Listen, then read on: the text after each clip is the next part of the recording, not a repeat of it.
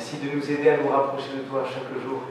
Merci de faire découvrir les merveilles aujourd'hui à ceux qui n'ont pas encore connu la lumière ni ta parole, et qu'elle soit une source de vie pour chacun d'entre nous ce matin même, Seigneur. Amen. Amen.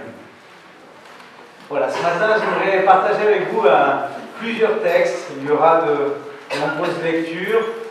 Je tenterai de les faire courtes, mais elles sont essentielles pour illustrer le message que Dieu a mis sur mon cœur pour vous, pour l'Église, pour la ville de Cannes.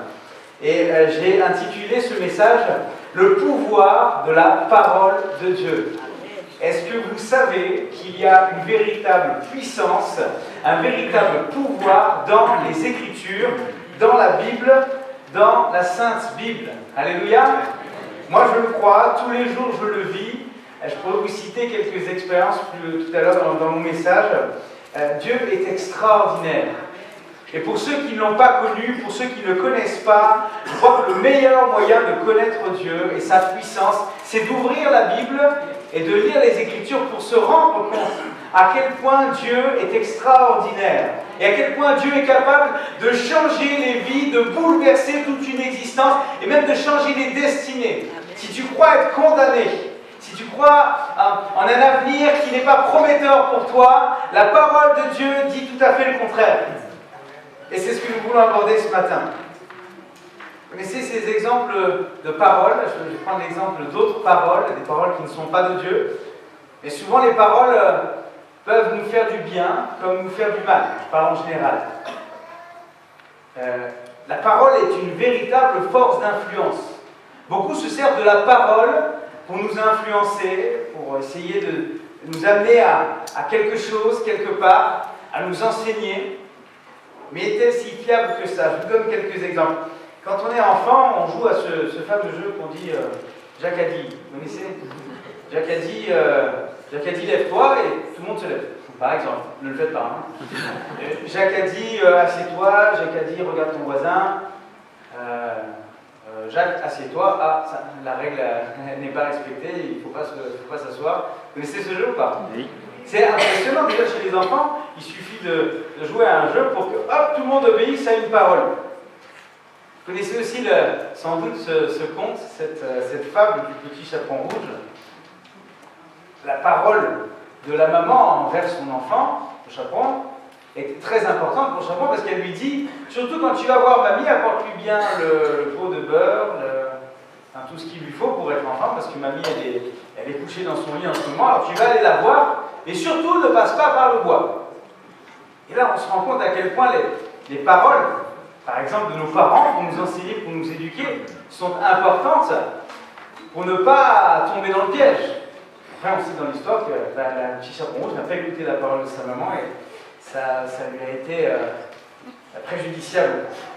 Il y a aussi d'autres paroles dans le monde adulte qu'on peut entendre parfois. Et comment dire, dans le domaine politique, on a beaucoup de promesses, de paroles, on parle de promesses électorales, de choses comme ça. Voilà. Maintenant, je laisse à chacun le soin d'étudier si les paroles sont tenues ou pas. Je ne me prononcerai pas sur ce sujet, mais elles sont là, en tout cas, pour nous promettre quelque chose et nous amener à prendre une décision. Cependant, les paroles d'hommes sont-elles infaillibles? Sont-elles si puissantes qu'elles peuvent changer nos vies, notre quotidien? Je ne le crois pas. Je ne le crois pas. Je crois davantage et seulement à la parole de Dieu qui est véritablement un pouvoir pour changer nos vies. Alors, avant de pouvoir expliquer ce que la parole de Dieu peut faire dans nos vies, j'aimerais d'abord rappeler succinctement qu'est-ce que la parole de Dieu? Parce que peut-être parmi nous, certains ne savent pas ce qu'est la parole de Dieu. Alors, j'aimerais rappeler une chose déjà, c'est que Dieu, c'est le Père, le Fils et le Saint-Esprit. Dieu existe sous la forme de trois personnes, cette union de trois personnes qu'on appelle la Trinité, et Dieu est représenté au travers de cet ensemble, cette trinité du Père, du Fils, Jésus-Christ, et du Saint-Esprit. La Bible nous le dit, c'est Genèse chapitre 1, au verset 1. Au commencement, Dieu créa les cieux et la terre. La terre était informe et vide, et il y avait des ténèbres à la surface de l'abîme, et l'Esprit de Dieu se mouvait au-dessus des eaux.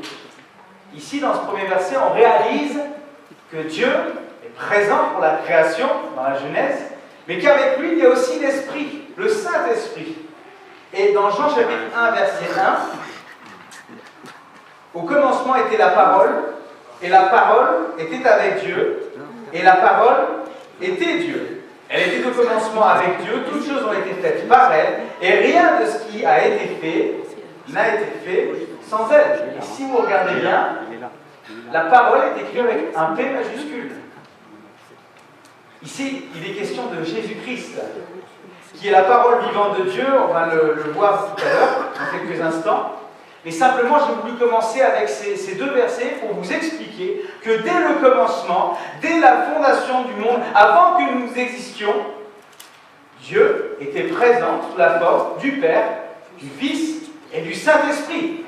Autrement dit, si je crois au Père, je crois aussi au Fils et je crois au Saint-Esprit. Je ne peux pas croire dans l'une seule de ces trois personnes, je dois croire dans les trois personnes parce que Dieu est représenté dans ces trois personnes. Amen. Alors j'aimerais qu'on puisse prendre maintenant le texte qui nous intéresse ce matin. C'est Jean donc au chapitre 1, verset 1. On l'a lu à l'instant, mais on va lire la suite. Donc au verset 4, je vous laisse chercher. Jean chapitre 1, verset 4. Abandonné, il nous a créés, il veut nous aimer, il veut prendre soin de nous. Et pour cela, à un moment donné de l'histoire de l'humanité, il a parlé directement à chacun d'entre nous, à chacun des humains, en envoyant son Fils Jésus-Christ comme son porte-parole, comme la parole de Dieu. Ainsi, Jésus-Christ, dans son passage sur terre, a été la parole de Dieu incarnée, parce qu'il a annoncé ce que le Père voulait faire pour toute l'humanité. Qui il est, pourquoi il nous aime, comment il nous aime. Et Jésus a porté cette parole. Et lui-même l'a portée en Israël, mais au-delà, après les disciples l'ont portée à travers toute la terre. Jésus-Christ est la parole de Dieu incarnée. La parole de Dieu, c'est aussi ce livre, la Bible. Il est inspiré de Dieu et il révèle la vérité. Ça a été nécessaire parce que lorsque Jésus est remonté au ciel, après sa résurrection, les questions de l'ascension, il est monté au ciel et il nous a laissé bien entendu le Saint-Esprit. Mais il fallait pour nous un guide, une trace écrite de tout ce qui a eu lieu, de tout ce qui se passait et de tout ce qui se passera encore. Alors 1 Thessaloniciens chapitre 2 verset 13 nous dit: c'est pourquoi nous rendons continuellement grâce à Dieu, parce qu'en recevant la parole de Dieu, que nous vous avons fait entendre, vous l'avez reçue, non comme la parole des hommes, mais ainsi qu'elle est véritablement comme la parole de Dieu qui agit en vous, qui croyez. Amen. Et croyez-moi, ce matin, et je l'espère de tout cœur, ce n'est pas la parole d'un homme que vous entendez, mais c'est bien la parole de Dieu que nous lisons ensemble. Beaucoup de personnages influents tentent par leur parole d'insuffler un esprit de victoire, de faire de nous des combattants. Mais la seule parole qui va changer notre vie, c'est la parole de Dieu. Et si aujourd'hui Dieu me fait la grâce de prêcher sa parole, c'est parce que je crois dans la parole de Dieu. C'est parce que je crois dans la Bible, parce que je crois qu'elle est la vérité. Et ce que je dis, je ne le dis pas de moi, je ne le dis pas de mes expériences, je ne l'ai pas imaginé, inventé, mais je le lis dans la parole de Dieu. Et elle est puissante pour changer. La parole de Dieu, c'est aussi, comme on le disait tout à l'heure, Dieu est le Père, le Fils, le Saint-Esprit. C'est toute parole qui sort de la bouche de Dieu, de Jésus-Christ et du Saint-Esprit. Et les trois parlent. Apocalypse 2, verset 29, que celui qui a des oreilles entende ce que l'Esprit dit aux églises. Donc le Saint-Esprit parle. Le Saint-Esprit, lorsqu'il parle, annonce donc la parole de Dieu. Alléluia. Quand le Saint-Esprit se manifeste par des dons, les dons d'esprit, donc parole, de connaissance, de sagesse, c'est Dieu qui parle. Et c'est Dieu qui convainc les cœurs, qui révèle les situations, afin de pouvoir bénir, sauver et pardonner. Genèse chapitre 1, verset 3, Dieu dit que la lumière soit et la lumière fut. Et pour créer, on en parlera dans quelques secondes, Dieu a parlé. Luc 5, verset 20, voyant leur foi, Jésus dit, « Homme, tes péchés te sont pardonnés. » Lorsque Jésus parle, lorsque Dieu parle, et lorsque le Saint-Esprit parle, c'est la parole de Dieu qui entre en action et qui se révèle dans les cœurs avec puissance. Amen. Voilà ce qu'est la parole de Dieu.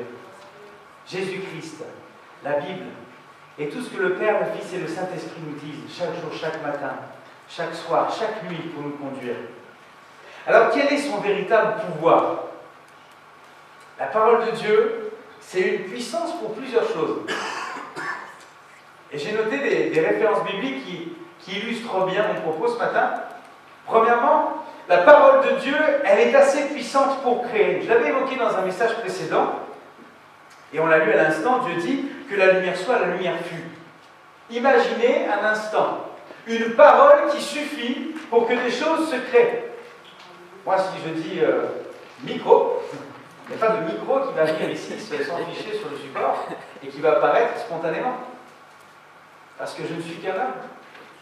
Mais ce qui est évident, c'est que lorsque Dieu a créé le ciel, la terre, tout ce qui s'y trouve, tout ce qui s'y déplace, les eaux, le ciel, l'homme, les animaux, il l'a dit, et la chose s'est accomplie.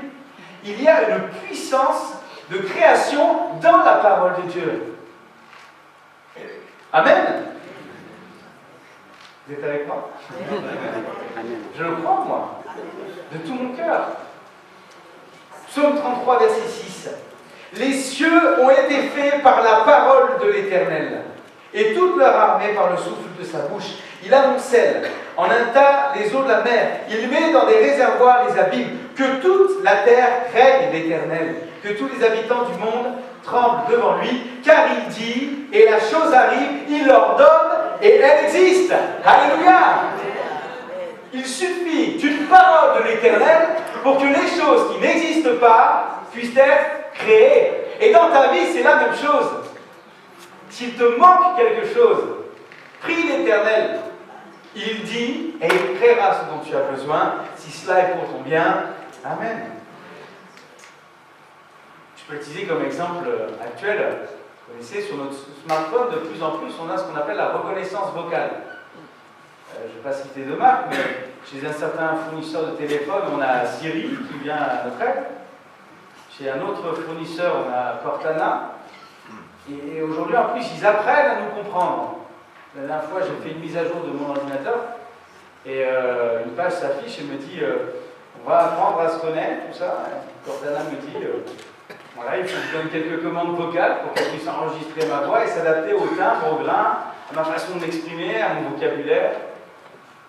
Et au fur et à mesure que l'ordinateur apprend à me connaître, s'il y arrive, moi j'apprends à connaître mon ordinateur aussi, et il suffit que je lui donne des commandes vocales pour que je lui dise ouvre tel logiciel, et puis ça se produit.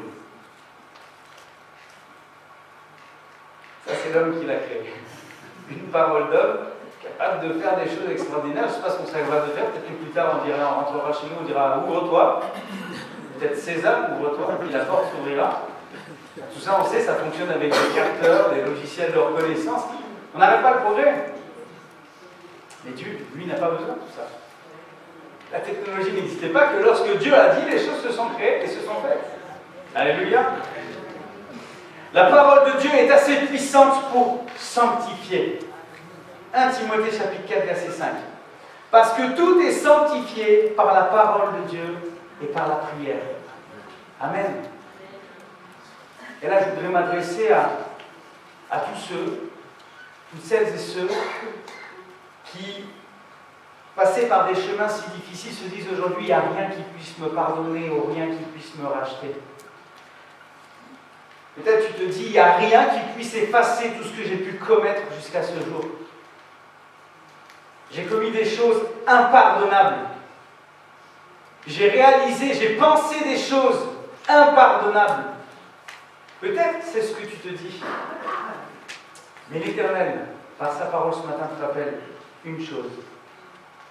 C'est qu'il a le pouvoir de sanctifier. il a le pouvoir de pardonner. Il a le pouvoir de te sauver. Et ce que tu n'es même pas capable de te pardonner, ce que tu n'es pas capable de pardonner à ton prochain, Dieu est capable, lui, de le pardonner, pour te sanctifier, pour rendre ta vie, ton cœur pur, afin que tu puisses vivre libre et léger. Depuis combien de temps n'as-tu pas vécu libre et léger, accablé par le poids de tes fautes, repris dans ta conscience par tes remords? Dieu est capable de te sanctifier. Vous savez, quand on a laissé un poids derrière nous, on se sent vraiment plus léger. Pourtant, notre corps lui-même n'a pas changé de poids. C'est juste ce qui était attaché à nous qui nous faisait prendre du poids. Mais une fois qu'on a laissé tomber ce qui nous accablait, on se sent libre. Faites-moi courir avec 50 kilos sur le dos, ça n'a pas la même chose que si j'avais rien. On est bien d'accord? La parole de Dieu sanctifie et elle a ce pouvoir. Alléluia. La parole de Dieu a le pouvoir de commander également. Marc chapitre 4, verset 39. C'est l'épisode où Jésus est dans la barque et les disciples s'inquiètent parce qu'il y a une forte tempête. Pourtant, on est sur un lac, mais ça n'empêche pas que la barque va sombrer. S'étant réveillé, il menaça le vent et dit à la mer, « Silence, tais-toi !» Et le vent cessa et il y eut un grand calme. Jésus-Christ a dit silence à la tempête et la tempête s'est calmée. Amen. Il suffit d'une parole de Dieu, d'une parole du Fils, pour que la tempête puisse cesser. Que la tempête soit physique dans notre vie, comme certaines îles ont vécu ces derniers temps, et nous avons prié pour cela. Et nous avons vu aussi la main de Dieu agir. Mais qu'elle soit aussi spirituelle, qu'elle soit dans ton quotidien. S'il y a la tempête, demande à Jésus-Christ. Ordonne à cette tempête de cesser. Par ta parole, Seigneur, la tempête de ma vie peut cesser et je le crois. Amen. La parole de Dieu, elle est assez puissante aussi pour nourrir et pour faire vivre. Matthieu 4, pardon, l'évangile de Matthieu, chapitre 4, verset 4. Jésus répondit, il est écrit, l'homme ne vivra pas de pain seulement, mais de toute parole qui sort de la bouche de Dieu. Et il dit Amen, alléluia. On prend soin de nourrir son corps et on fait bien, je le crois, puisque Jésus dit, l'homme ne vivra pas de pain seulement, ça veut dire que l'homme vivra quand même avec du pain. On prend bien soin de nos corps, on se nourrit, et ça est un bien, et ça est même une nécessité si l'on veut vivre physiquement. Mais n'a-t-on pas oublié parfois de nourrir notre esprit ou notre âme? Sauf que mon âme ne se nourrit pas de pain, d'eau, délicieux poulet rôti qui est peut-être en cuisson dans le four en ce moment. Mon âme ne se nourrit pas de ces choses-là. Mon âme se nourrit de la parole de Dieu. La parole de Dieu, la Bible est une nourriture. Et je sais et je pense avec conviction que beaucoup n'ont pas mangé depuis longtemps. On prend souvent des résolutions au Nouvel An, faire régime, ça y est, les fêtes sont passées, on a mangé du chocolat, plein de choses. Alors maintenant c'est décidé, en cette nouvelle année, je me tiens à carreau avec mon assiette. Et je pense qu'il faudrait faire une résolution aussi spirituelle. Cette année, je vais prendre du poids. Je vais lire ma parole. Je vais lire la parole de Dieu. Je vais engranger, je vais me nourrir. Une fois que j'ai fini un repas, hop, j'attaque un second repas. Je vais en faire 4 ou 5 dans la journée. Je vais me nourrir de la parole de Dieu. Peut-être ça fait trop longtemps que tu as mis ton âme à la diète. Tu as besoin de la parole de Dieu. Tu ne peux pas vivre sans. On est tous d'accord. Sans poulet rôti, sans poisson, mon corps ne peut pas vivre. Alors de la même manière, sans la parole de Dieu, mon âme elle ne peut pas vivre. Et si mon âme est morte, alors je suis mort définitivement. L'homme ne vivra pas de pain seulement, mais de toute parole qui sort de la bouche de Dieu. On a besoin d'être nourri. Et pour entendre les paroles qui sortent de la bouche de Dieu, il faut aussi pouvoir être en relation, en contact avec Dieu. Il faut pouvoir entretenir ce lien avec Dieu. Il faut pouvoir lui parler. Il faut pouvoir être à son écoute. Il faut pouvoir dialoguer. Il faut pouvoir échanger. Sinon, quand est-ce que j'entendrai la parole de Dieu? Quand est-ce que lorsque je prierai, j'entendrai sa parole me répondre? Il me faut être uni avec Dieu. Car c'est lui mon pain quotidien. C'est lui qui me nourrit. C'est lui qui me donne la vie. C'est lui qui me fait vivre. Et je m'adresse à tous ceux qui sont morts. Un lien spirituel, ou dans ton quotidien, dans ta vie, si tu dis parfois que ta vie n'a aucun sens, si tu penses même mettre fin à tes jours, ce n'est pas ce que Dieu veut pour toi parce qu'il t'aime. Alors ne fais pas cela. Nourris-toi de la parole de Dieu. Elle est si précieuse. Aujourd'hui, nous avons cette liberté de l'avoir avec nous. Qui sait si un jour, et ça a déjà commencé dans certains pays, où on interdit la Bible, la parole de Dieu, alors comment allons-nous faire pour nous nourrir? La parole de Dieu, elle est aussi puissante pour libérer, pour délivrer et pour guérir. Luc chapitre 4, verset 31. Il descendit à Capernaum, ville de la Galilée, et il enseignait le jour du sabbat. On était frappé de sa doctrine, car il parlait avec autorité. Il s'agit de Jésus, bien sûr. Il se trouva dans la synagogue un homme qui avait un esprit de démon impur, et qui s'écria d'une voix forte: « Ah, qu'y a-t-il entre nous et toi, Jésus de Nazareth? Tu es venu pour nous perdre. Je sais qui tu es, le Saint de Dieu. » Jésus le menaça, disant: « Tais-toi et sors de cet homme. » Et le démon le jeta au milieu de l'assemblée et sortit de lui sans lui faire aucun mal. Tous furent saisis de stupeur et ils se disaient les uns aux autres: « Quelle est cette parole ?» Il commande avec autorité et puissance aux esprits impurs et ils sortent. Amen. Amen. La parole de Dieu est puissante pour délivrer, pour guérir, pour rendre la vie. Amen. C'est par sa parole que je suis guéri. C'est par sa parole que je suis délivré. C'est par sa parole que je suis conduit. Lorsque je réalise tout cela, alors je réalise combien elle est importante, combien j'en ai besoin. Je ne peux pas et je ne peux plus me passer de la parole de Dieu. Je ne peux plus me passer de la parole de Dieu. Il ne faut pas attendre qu'il soit trop tard. Dieu conduit et Dieu répond, c'est extraordinaire. Je vous donne un témoignage d'une expérience personnelle.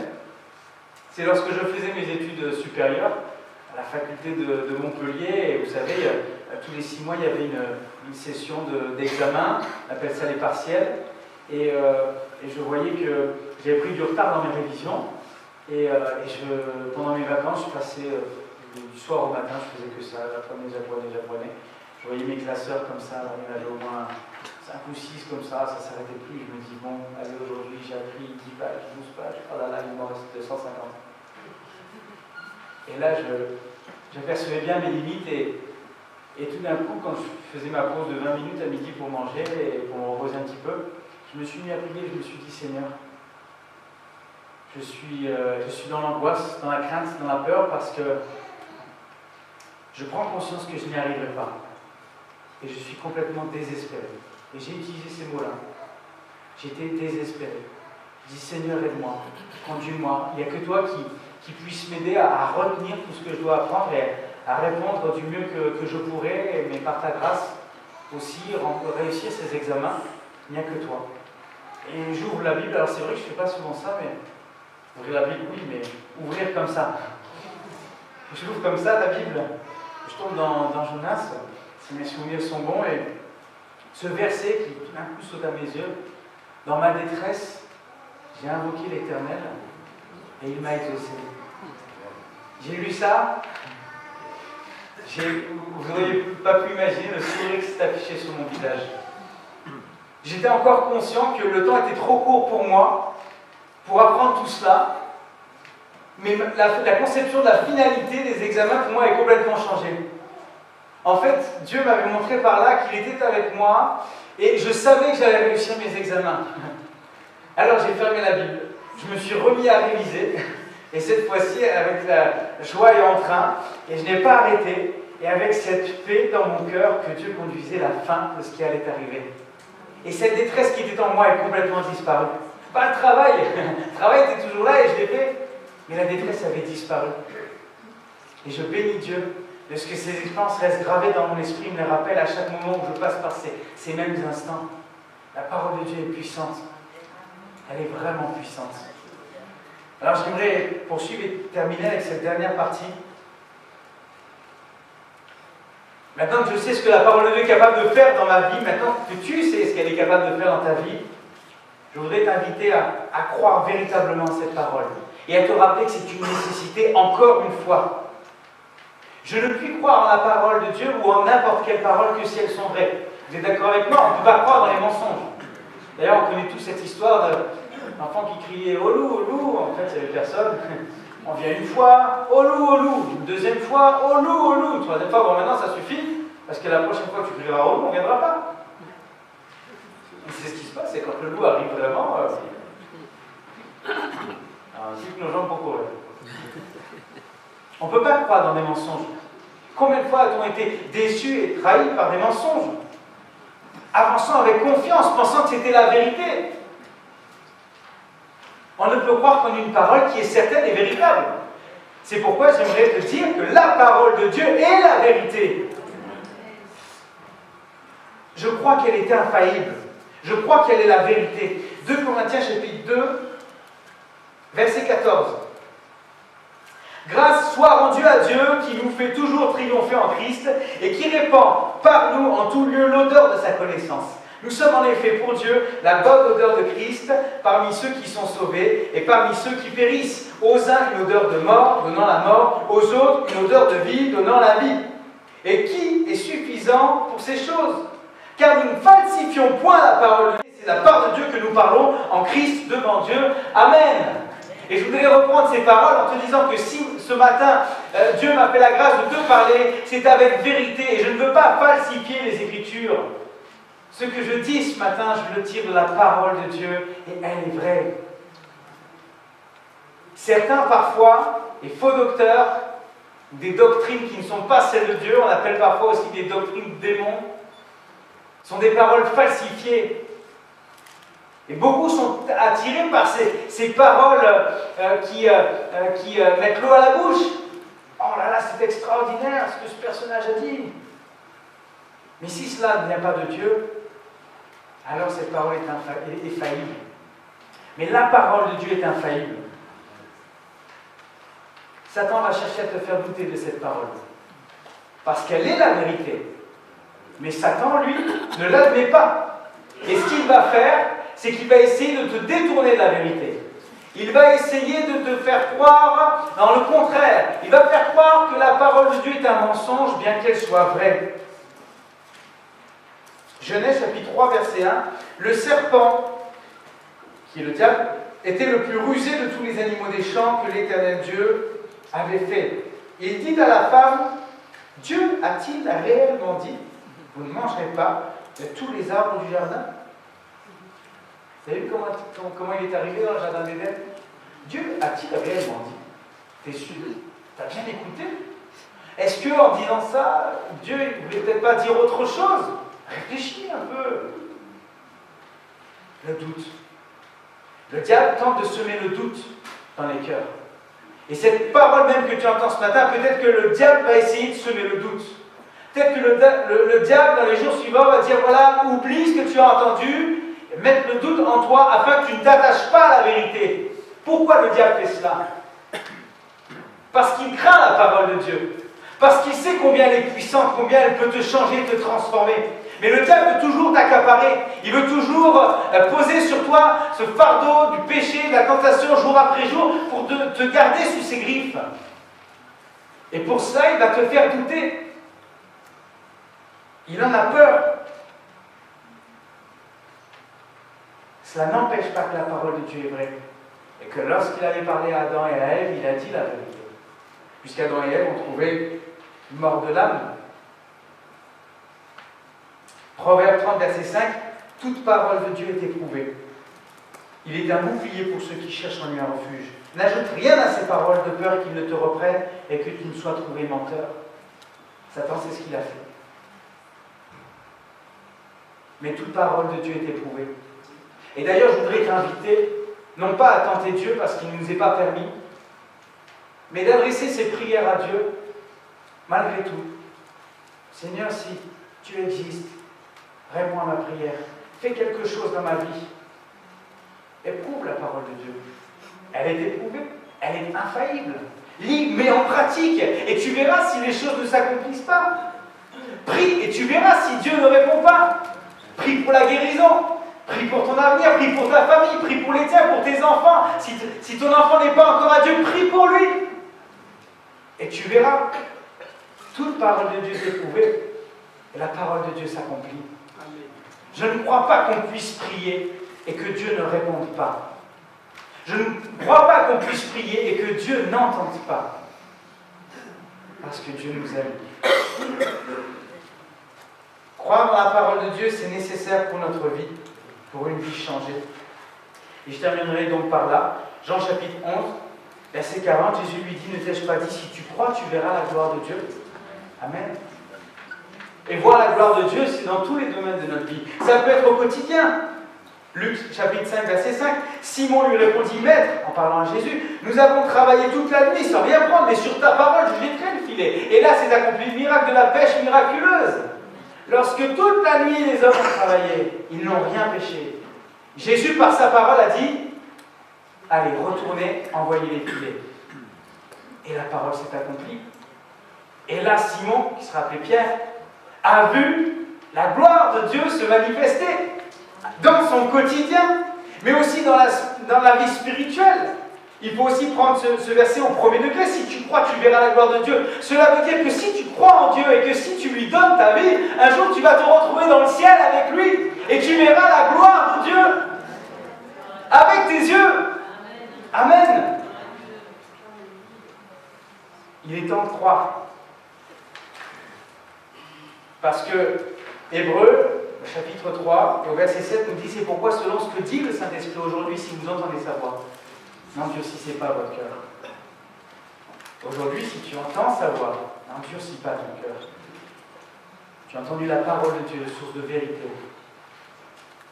Prie Dieu de garder cette parole puissante dans ton cœur, de la mettre en pratique. Résiste au diable, il fuira loin de toi. Lui, tous ses propos, tous ses doutes, toutes ses attaques. La parole de Dieu est éprouvée, elle est un bouclier pour nous. Si tu choisis cela, tu vivras. Si tu refuses, si tu t'endurcis, je dois t'avertir et t'annoncer aussi que tu ne pourras pas vivre. Prends conscience de cela. Je terminerai ma conclusion par une seule lecture et je n'ajouterai aucun mot puisque, comme tout au long de ma prédication que j'ai dit ce matin, je pense que la parole de Dieu suffit. Donc je terminerai par là et je vais inviter le groupe de chant à remonter sur l'estrade puisque tout à l'heure nous aurons les offrandes et les annonces. 2 Corinthiens chapitre 4, je vais vous laisser le chercher, on va le lire ensemble. La deuxième épître de Paul aux Corinthiens, au chapitre 4 et au verset 1er. Si vous avez la Bible, ouvrez-la.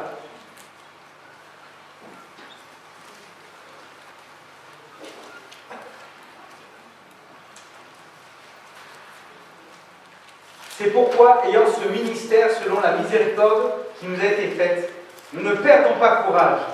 Nous rejetons les choses honteuses qui se font en secret.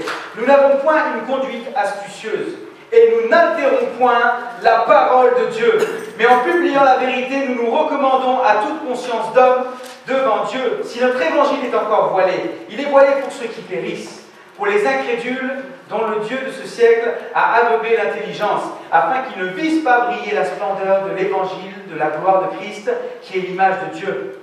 Nous ne nous prêchons pas nous-mêmes, c'est Jésus-Christ le Seigneur que nous prêchons. Et nous nous disons vos serviteurs à cause de Jésus. Car Dieu qui a dit la lumière brillera du sein des ténèbres, a fait briller la lumière dans nos cœurs pour faire resplendir la connaissance de la gloire de Dieu sur la face de Christ.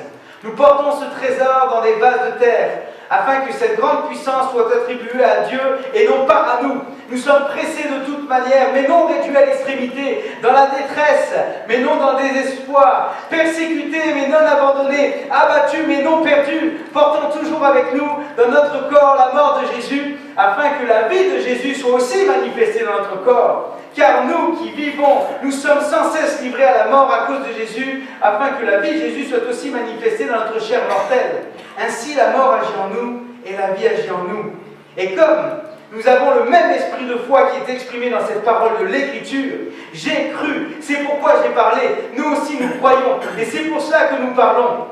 Sachant que celui qui a ressuscité le Seigneur Jésus nous ressuscitera aussi avec Jésus et nous fera paraître avec vous en sa présence. Car tout cela arrive à cause de vous, afin que la grâce en se multipliant fasse abonder à la gloire de Dieu les actions de grâce d'un plus grand nombre. C'est pourquoi nous ne perdons pas courage. Et lors même que notre homme extérieur se détruit, notre homme intérieur se renouvelle de jour en jour. Car nos légères afflictions du moment présent produisent pour nous, au-delà de toute mesure, un poids éternel de gloire. Parce que nous regardons non point aux choses visibles, mais à celles qui sont visibles. Car les choses visibles sont passagères et les invisibles sont éternelles. Amen. Seigneur, merci pour ta parole. Merci pour la puissance qui se révèle.